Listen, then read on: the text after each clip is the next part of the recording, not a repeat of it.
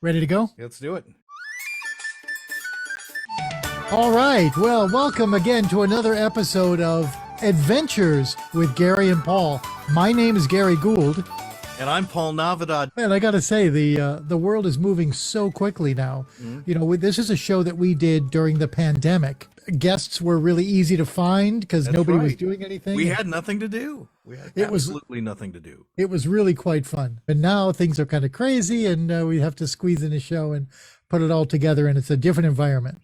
So true. So what did you do today, my friend? Today, I learned this on the radio today, early in the day, so I got to enjoy it all day long.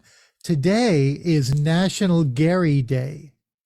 Really? I know, I couldn't believe it myself, and I was driving on the freeway, I was listening to KFI, and they were talking about National Gary Day. They talked about the meaning of the name and the origin of it. And being broadcasters, did they bring up Gary Owens? they talked about a lot of famous Garys. Yeah. Okay. And what was interesting about it was that in the 20s, Gary was the 400th and something most common name in America. By the 50s, Gary started to become a more prominent name. And as the decades went on, Gary became a more and more popular name. And do you know what famous Gary they credited? This is around what time? In the 50s. In the 50s. A famous Gary Cooper? Heartthrob, Gary Cooper. Exactly. He was the one. I celebrated my Gary Day at Starbucks, listening to this woman yell for 3 minutes, Darren, Darren. And finally I went up to her and I said, did you get my name wrong? Is it Gary? And she goes, oh, I must have. This is yours.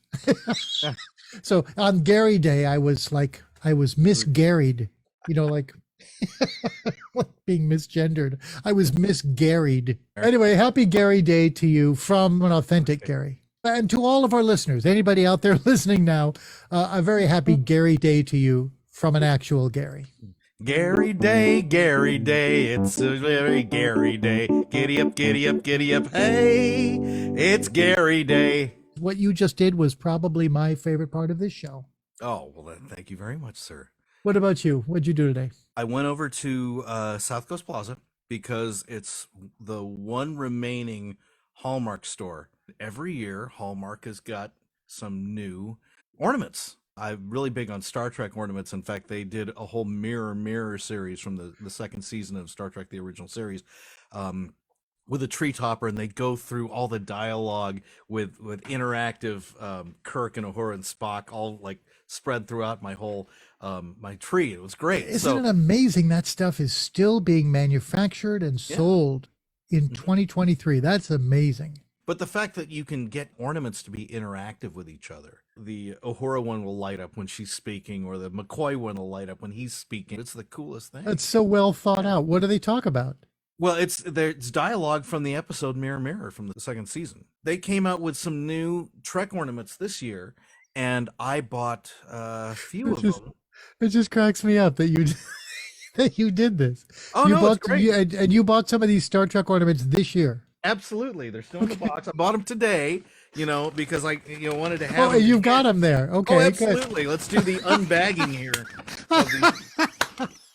There was an episode at the beginning of the second season called Who Mourns for Adonis, which featured the Greek god Apollo. And there was a scene in there where this energy field, which looks like a hand, is grabbing the saucer section of the Enterprise. They made it into an ornament. Can I ask how much it was? $29.99. Were you going to take it out now? No, not yet, because there was a crossover episode between the original series and Next Generation where apparently Mr. Scott had been stuck in a transporter on an endless loop. Here it is, him meeting Picard in that. Picard from the new generation and Scotty from the old. Yeah. That's never been offered before this year. You can see 2023. It's just amazing to me. I'm a huge Angels fan. There is a chance, a very big chance, that Shohei Ohtani will not be back, leaving in free agency. They released a Shohei Ohtani ornament. Now, the packaging on all of these looks the same. These are all manufactured by Hallmark itself. For Hallmark, yeah. I see. You know, I'm a motorcycle guy, and I'm particularly fond of Indian motorcycles. They did a Indian Scout Bobber. I've ridden the Scout Bobber, which is a fun bike, but I Yeah. want just a normal Scout. But they made it into an ornament. Can Otani ride the Scout while interacting with the Star Trek characters? I drive a Mustang. They have a 1973 Ford Mustang Mach 1. Nice. I know you were a big comic book guy. Oh, yeah. I was a big DC guy, and Yeah. Superman was one of my favorites. They've done an 85th anniversary Superman ornament here. I'll covet that one, even though I'm Jewish and we don't have a Christmas tree. And you're not supposed to covet it because I guess we have the commandments, but that's a beauty. Wow. Well, we have the same commandments, so you know. We have the same commandments. Yes, we do. This is a tiny one. This goes at the top of the tree. A little Plymouth Barracuda. Aw. All part of the 2023 collection. Now, is this something that you do every year? Do you have like every year a haul from Hallmark? Only if it's stuff that I want. I like having an interesting looking tree, you know. Uh-huh. Very nice. So the tree goes up traditionally when in your house? Well, usually I put it up the day before Thanksgiving. Yeah, so does the night before Thanksgiving have a name? We have Black Friday afterwards, but does Wednesday, is it got a color yet? I mean, I would think you might call it Thanksgiving Eve since it's the night before, right? Have you ever brined a turkey? I did not brine one. I injected one. Oh my gosh. Yeah. In fact, you had it. Oh, is it that deep fried one? The deep fried one that when you spent Christmas with us. I've seen some nightmare YouTube videos of people trying to deep fry a turkey. Well, that's because they don't follow the directions and they put oil in before knowing how much displacement the turkey is going to give. What you're supposed to do is the night before, put the turkey in, fill it with water, and then take the turkey out and you'll know how much oil to put in. That's good thinking. The reason I bring up the brining is there was one year when we had a really big turkey and I brined it. You have to care for it every 4 hours. The night before Thanksgiving. The turkey was fabulous, but the night before it was like, it's a strange comparison, but it was kind of like a colonoscopy, you know, like the night before is just the worst. That's a joke for you 50 and over listeners. I hope that a lot of people that are listening to us on Facebook have seen my parade of saxophone art t-shirts. This is a project that I've gotten into in October. And it's just really growing, and I'd love to show some of these. Absolutely. Could you provide a little background music? Here's a pretty good representation of what I mean by saxophone art. Isn't it funny to think of a turkey playing the drums with drumsticks, the gingerbread man with a saxophone? Here's a design has been pretty popular. It's just an awesome saxophone, very futuristic looking, very noodly. Here's one for the cozy cat lovers. Animals and saxophones always go together.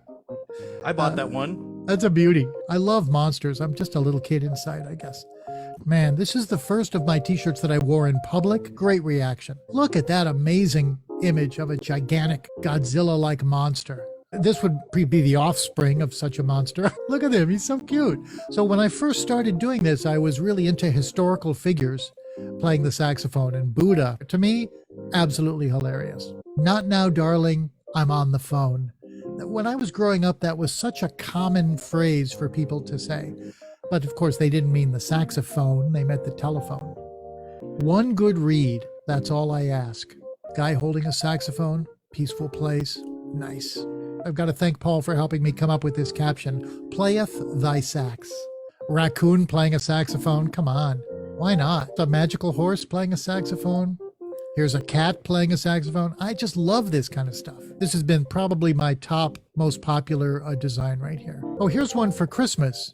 Saxophone. I never have seen that anywhere. Oh, this was one of my early ideas. I thought this was hilarious. Unfortunately, I can't get any kids to laugh at this because they don't know what a phone booth is. One of my very favorite ones, and this is the last one, is this one. I got a call from a trumpet player. By the way, the music was wonderful. Thank you. Got a call from a trumpet player who said, Gary, love the t-shirts, especially that bat signal one.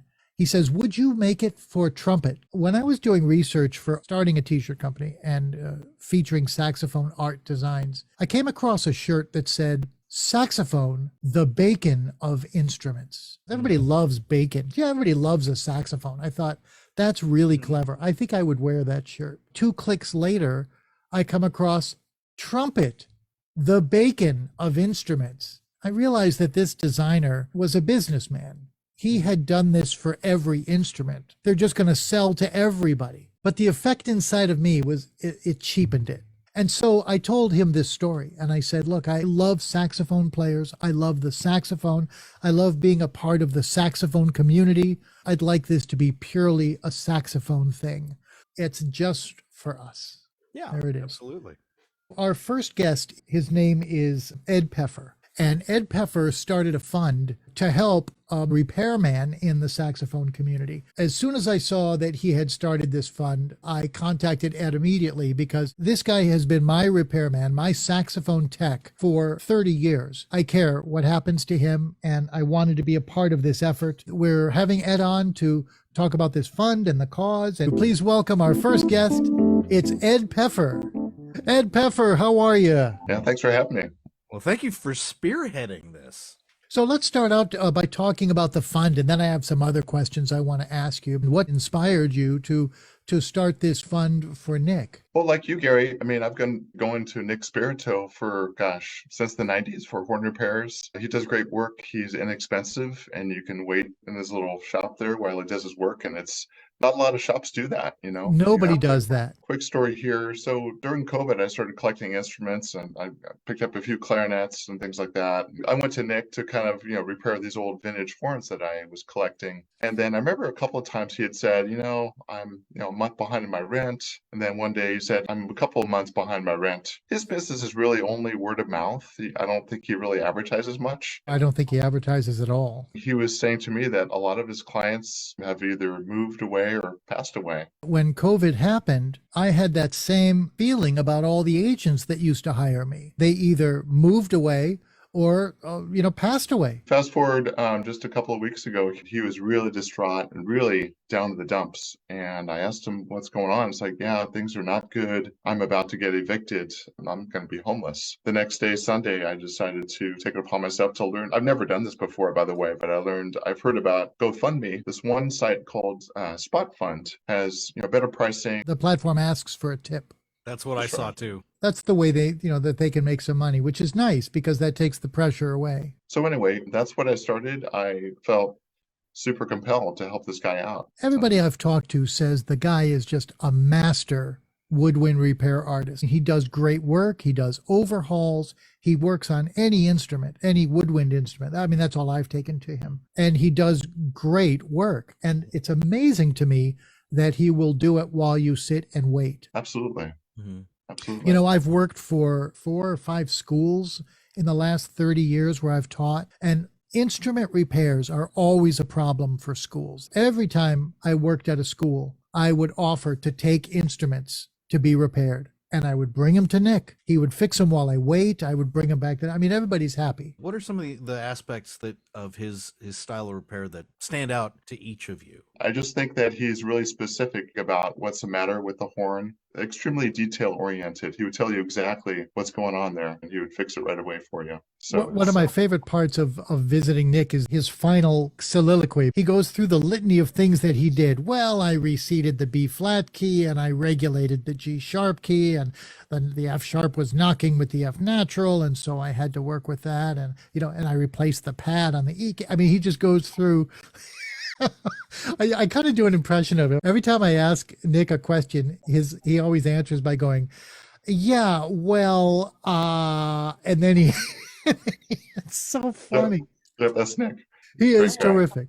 I love Nick. He's great. He's a great guy. To people who don't know him, there is just nobody else like him around. He is a tinkerer from the old days. He's like a blacksmith that can take parts and make things happen. He's not distracted by the latest technology in any way. He is an old-fashioned, do it the right way, build it to last kind of a guy. He's kept my horns in great condition for so long. So let's bring into the conversation now another of Nick's customers. Won't you please welcome Steve Hommel. Nice to see you guys. Hey, Steve, welcome to the conversation. Have you ever seen Nick do anything unorthodox in his repairs. I've on numerous occasions asked him to do unorthodox things. In terms of just kind of modifying things on my instruments the way that I envisioned might help me. And generally they do. And he's indulged me in my imagination about customizing things for me that I thought would work well for me specifically.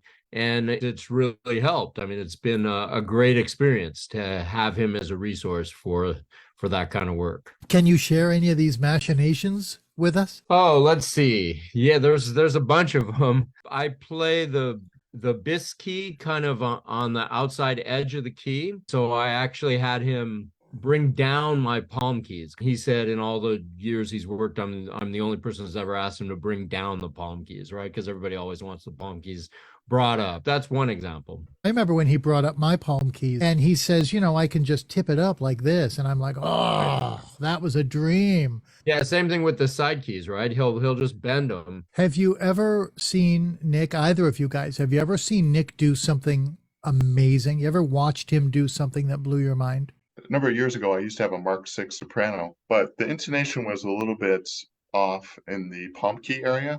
So he did something I'd never seen before, where he would actually carve out little cork shims, put like a little crescent moon shaped shim inside the tone hole to really fine tune the intonation. He had one of those old school tuners on his one of his shelves there. Right, really an old strobe.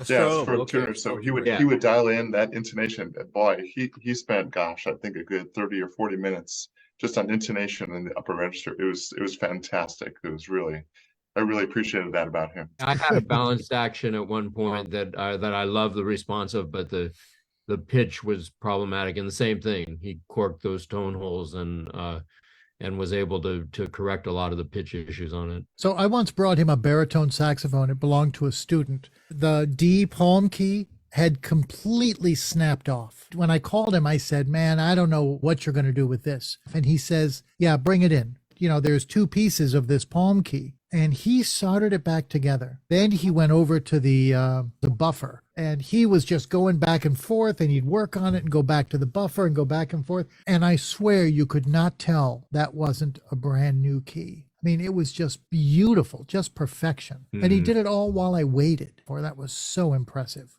Have you ever watched him take dents out of an instrument? So he's got this big ball. Actually, it's a bunch of different size balls that he puts into a vise. And then it's a very physical, he rolls them out. It's a very physical thing where very slightly he rolls out this dent until it's just perfect. I mean, this guy really cares about instrument repair.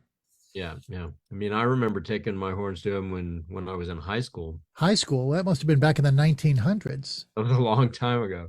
How did you all hear about him originally? I must have had a saxophone teacher that told me.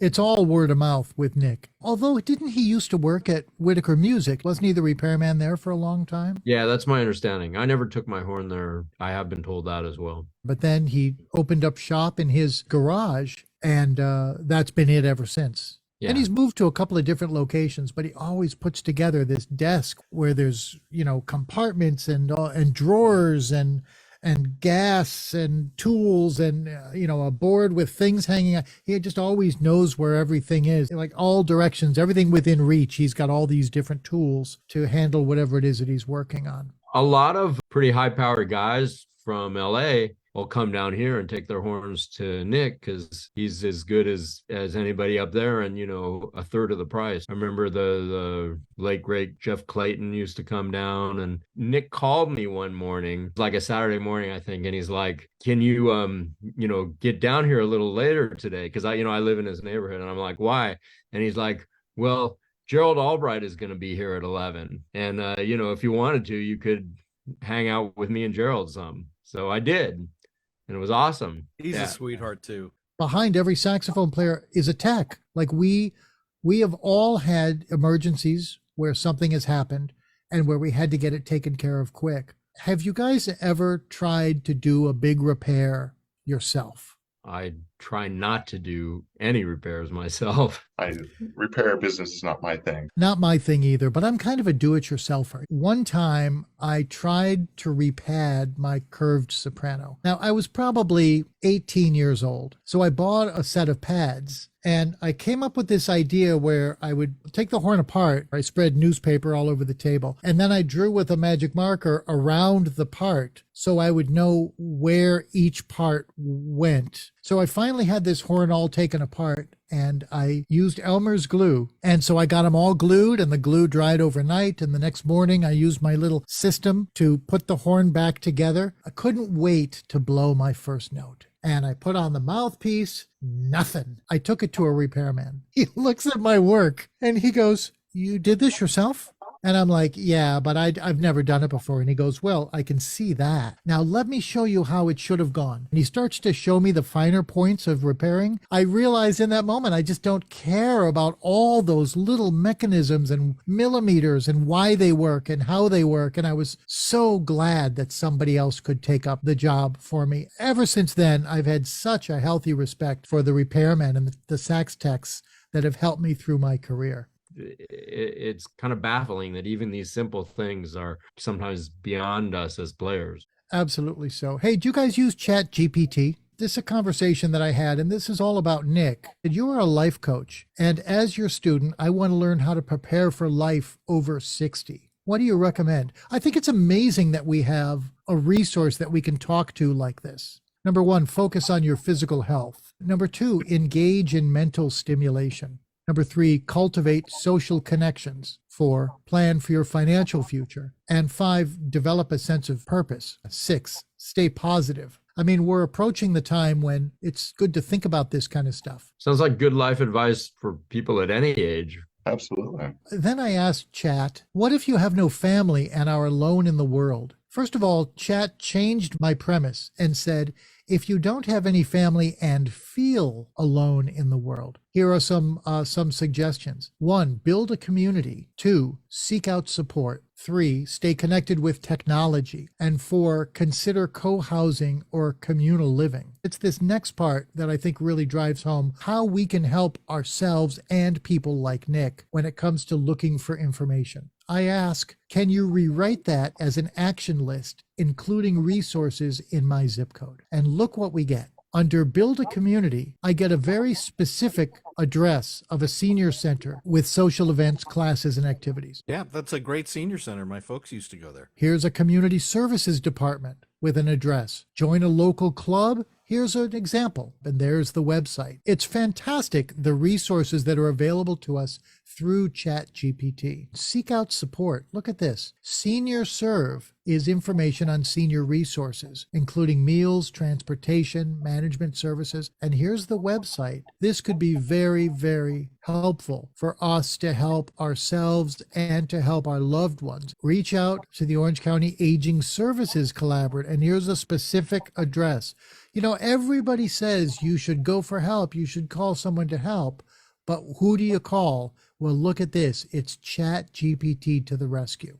What kind of a community do you see rallying around him for this purpose right here? I think the local woodwind community, his loyal customers, and then I think just the saxophone community largely, and then local woodwind players. I think there's a lot of people that are really grateful for the service that he's provided through the decades. So those are the people that I think would rise to the occasion and help him out in this situation. He certainly saved a lot of us a lot of money. So to give a little bit of that back, I think is pretty reasonable. I remember one of my first times, this is in the 90s, and I really didn't know Nick that much, and I knew he was a good repairman. So I took my flute to him, and I waited on his couch while he did his magic and everything. Before he gave it to me, he started playing. And oh my gosh, that man could play. He was such a great musician. I had immediate respect for him. Wow, this guy's something else, Yeah, and as we all know, that's an important trait for a repairman person to have. Isn't that incredible, the resources that are available to us? If you're not signed up with ChatGPT, I recommend it. This next saxophone player we'd like to bring into the chat is a guy who Paul plays with a lot more than I do, but man, we have been friends ever since we met. name is Mark Seraydarian. Well, I wonder if you would share your association with Nick and how you got involved. Well, Nick is an individual. Can we all agree that you've never met anybody quite like him? I would agree. Okay. I'll never forget the first time. Ed, I do remember that garden apartment style place. To me, being an East Coast guy, it was like out of some kind of old TV show of people doing stuff in SoCal. And I remember that iron gate door and thick curtains were closed. The place was dark, and I wondered. Very dark, yeah. And I remember the Giants-Dodgers game was on TV, and he was at his desk doing his thing. And it impressed me right away, first of all, is like when you're spending time with Nick, he's working.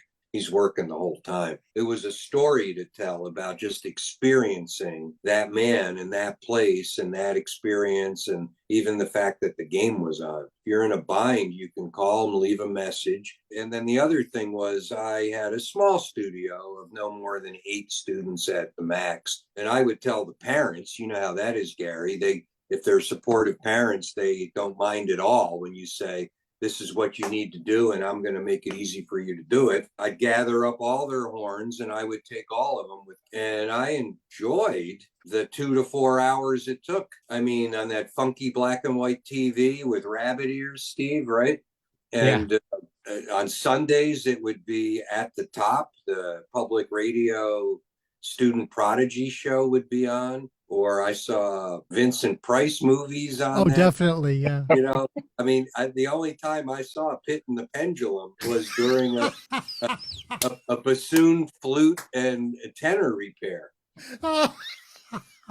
Lots and lots of classical music shows too. And Johnny Carson, a lot of Johnny Carson. I think those were on videotape, though. It's just such an experience. And look, I can't say anything Ed and Steve haven't said.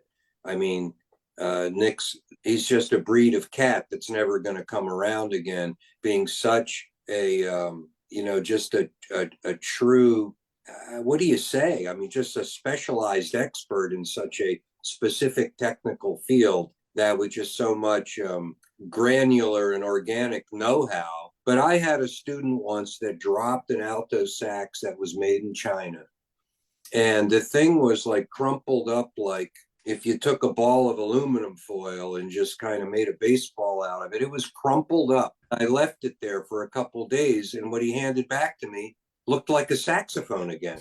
Huh. I didn't watch him do it, but I said, I don't think everyone knows how to do that. Yeah. I'd like to show this picture that was taken by Walter Lakota, another a saxophone legend, actually, in Orange County. But this picture shows Nick at work. But Nick is just not a very in the limelight kind of a guy. But there he is. There's his desk. Yeah, it's classic. I was there just recently, and he was watching, or he doesn't really watch it, but he has it going on while he's working reruns of Frasier. And Nick said, well, I really like it because they're always playing and referencing operatic excerpts, and I know all of them. Oh, wow. Nice. He's obviously quite a musician and very learned and has a lot of experience. So when he would make a comment about something, to me, it was like E.F. Hutton time. My ears would open up. And Tchaikovsky came up and he goes, yeah, he could write a good tune. he could write a good tune, orchestrator, not so much. And I just thought, lightning bolt. There it is. One kind of cool thing about going into his shop too is that there's always something to do. Like he's got a huge stack of magazines like Woodwind or Saxophone Journal or, The Art of Flute Playing. You'd have all these woodwind magazines and books. It was kind of cool. You could talk to him or you could just kind of hang out and read. It's kind of like a barber shop with all that reading material. All these wonderful esoteric art books that you can just sit there and read while you're waiting. Yeah, I found some treasures over there. I bought an old alto ligature with a A on the back and with those giant paddle screws, and found out later that what that was the original hard rubber Auto Link ligatures. And those are the only ones I use now. I mean, I bought that one from him, and then I sort of scour eBay looking for them. I was looking for a short barrel for my clarinet. And I said, do you happen to have any short barrels? And he starts digging around and he pulls out this barrel with with ridges in it. I don't know if you've Oh, seen them. a deg, right? That Those are girl. deg barrels, yeah. Yeah. And he goes, here, this is a short barrel. And I've played on that barrel ever since. After talking to Ed about this fund and the purpose of it and the heart behind it, we have come to the conclusion we're helping him out of a pit that he's found himself in, and we're getting him back to work. That's what he wants. That's what we want. COVID was a devastating time for musicians. Our goal here is to get him out of this rut, get him back to work, and then he can take care of himself. In my conversation with Nick, he said that he would be thrilled if people were forming a line around his door for work. This is a 30-day campaign that we're launching to help Nick. There are 3 ways that you can help. The first tier, the top tier, is the reversing the eviction notice tier. And this is what I'm responsible for. This is what I took on. And that is to raise $5,000 in a week. That's what I'm looking for. I need 16 people who are each willing to pledge $300. I will drive to you and pick up the money. I've already been driving all over Southern California picking up these donations. And that's what needs to be done the quickest. If you can do that, that would be fantastic. The second part of this campaign is through my t-shirt company. If you want to give and get something in return, buy a t-shirt. It's $100 and all the money goes to Nick. I never thought that I would be able to use my t-shirt company to benefit other people like this, but I'm absolutely thrilled to do it. And then the third, the anchor, the foundation of this whole campaign is Ed's Fund, which allows you to give in any amount as often as you wish over the next 30 days. And there's a goal on that fund. We are nowhere near that goal at this point. We're going to go for 30 days. I think December 15th is the cutoff. Is that true? Yeah, that's right. Mm-hmm. So we ask you to please consider giving to that fund. It's a great cause, and this will help get Nick out of this predicament and back to fixing your horns and our horns once again.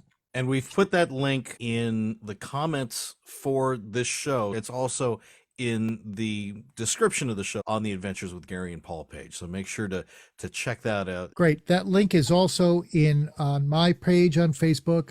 Ed, it's also on yours. Whenever I place a link for the t-shirts, I'm also placing a link for Ed's Fund. We hope that you will share those links on your page as well.